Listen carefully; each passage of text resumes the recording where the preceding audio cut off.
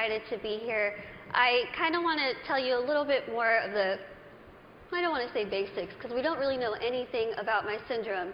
I was born with this very, very rare syndrome that only 2 other people in the world, including myself, that we know of, have. Basically, what this syndrome causes is that I cannot gain weight. Yes, it does sound as good as it is. I could eat absolutely whatever I want, whenever I want, and I won't really gain any weight.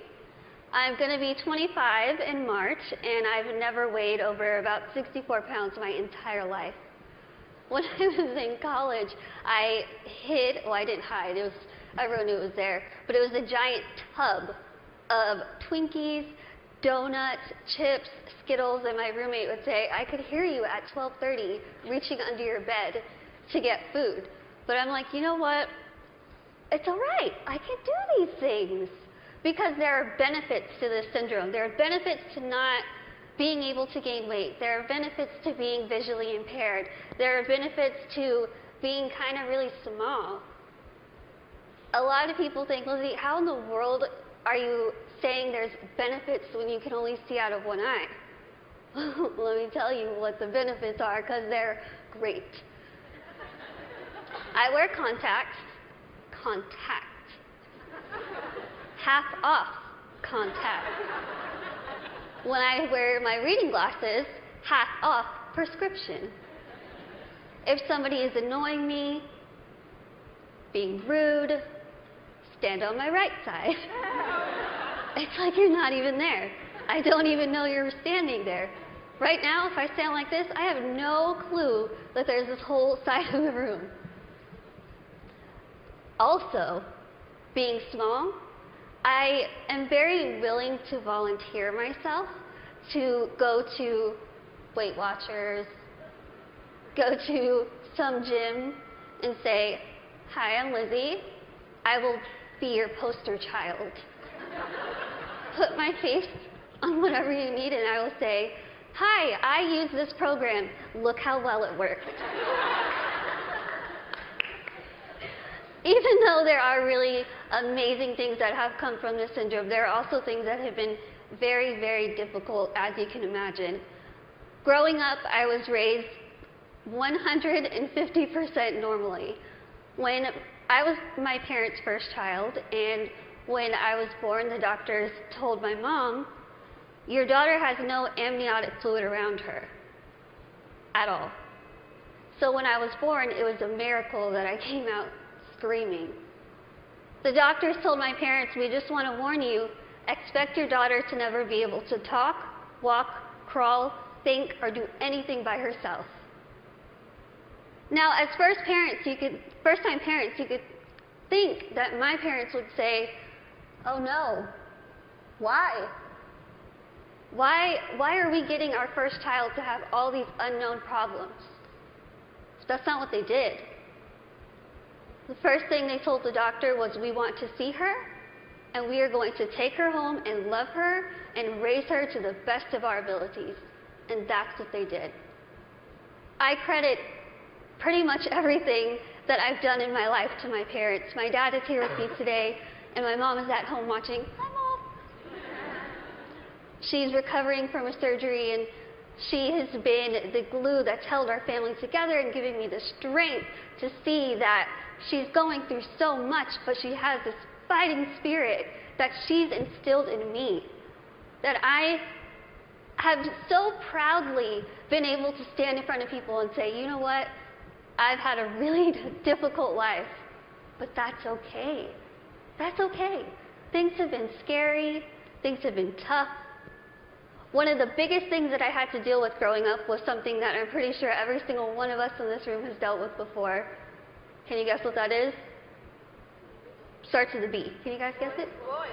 Boys? Bullying. I know what y'all are thinking. I should have come. Why couldn't I sit here with them? I had to deal with bullying a lot, but as I said, I was raised very normally. So when I started kindergarten, I had absolutely no idea that I looked different. No clue. I couldn't see that I looked different from other kids. I think of it kind of as a big slap of reality for a 5-year-old because I went into school first day decked out in Pocahontas gear. I was ready. I went in with my backpack that looked like a turtle shell because it was bigger than me, and I walked up to a little girl, I smiled at her, she looked up at me like I was a monster, like I was the scariest thing she'd ever seen in her life. My first reaction was, she is really rude. I am a fun kid and she's the one missing out, so I'll just go over here and play with blocks or boys.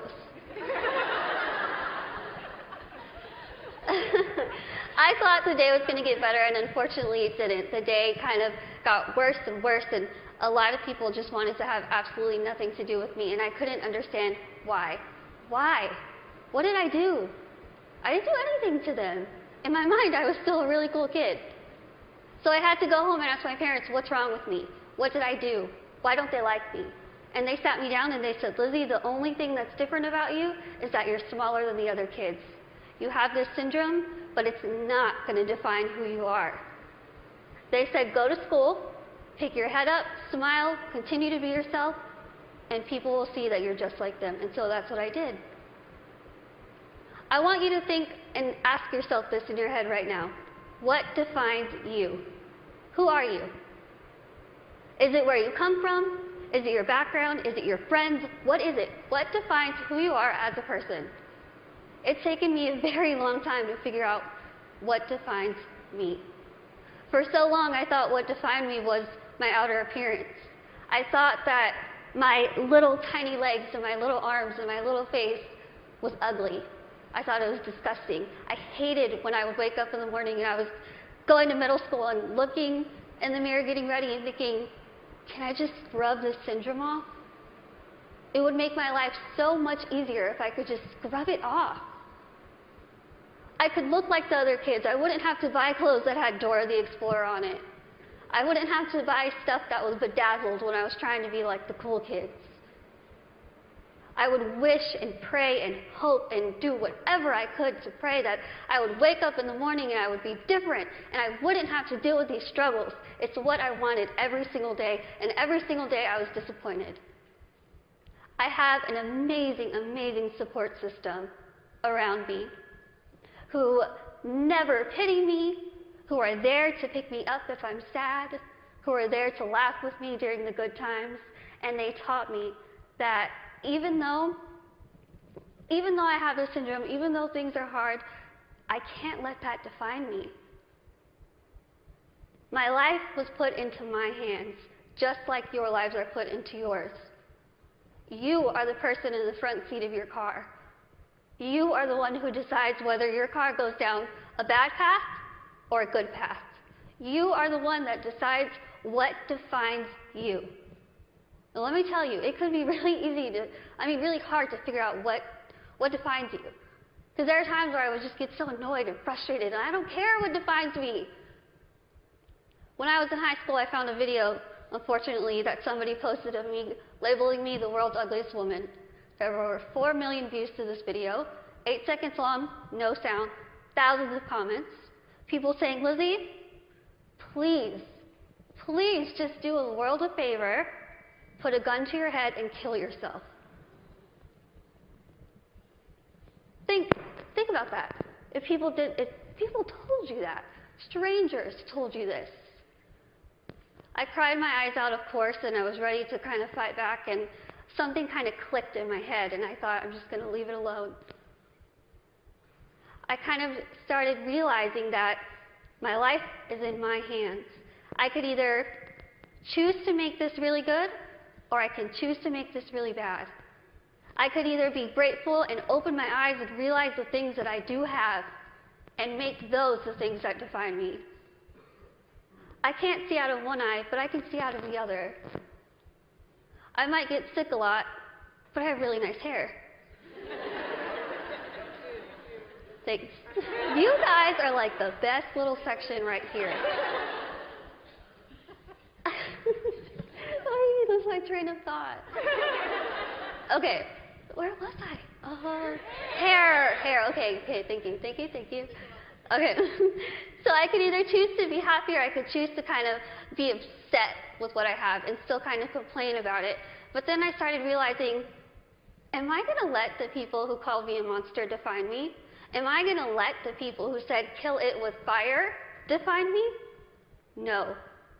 I'm going to let my goals and my success and my accomplishments be the things that define me, not my outer appearance, not the fact that I'm visually impaired, not the fact that I have this syndrome that nobody knows what it is.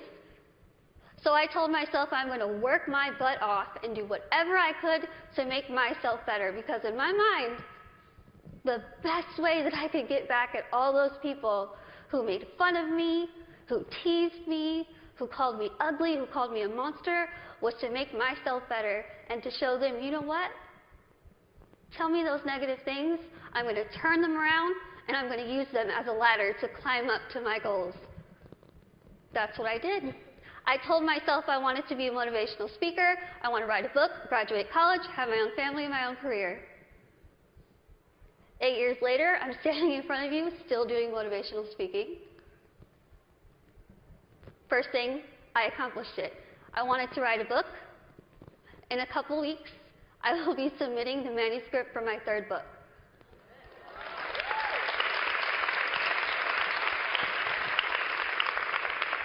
I wanted to graduate college, and I just finished college. I'm getting a degree. I'm getting a degree in communication studies from Texas State University in San Marcos, and I have a minor in English. I really tried to use real life experience while I was getting my degree, and my professors were not having it. But I wanted to have, lastly, my own family and my own career, and the family part is kind of down the line. My career part, I feel like I'm really doing well with it, considering the fact that when I decided I wanted to be a motivational speaker, I went home, I sat in front of my laptop, went to Google, typed in how to be a motivational speaker. I'm not even joking. I worked my butt off. I used the people who were telling me that I couldn't do this to motivate me. I used their negativity to light my fire to keep going. Use that. Use that. Use that negativity that you have in your life to make yourself better, because I guarantee you, you will win. Now, I want to end with asking you again. I want you to leave here and ask yourself what defines you.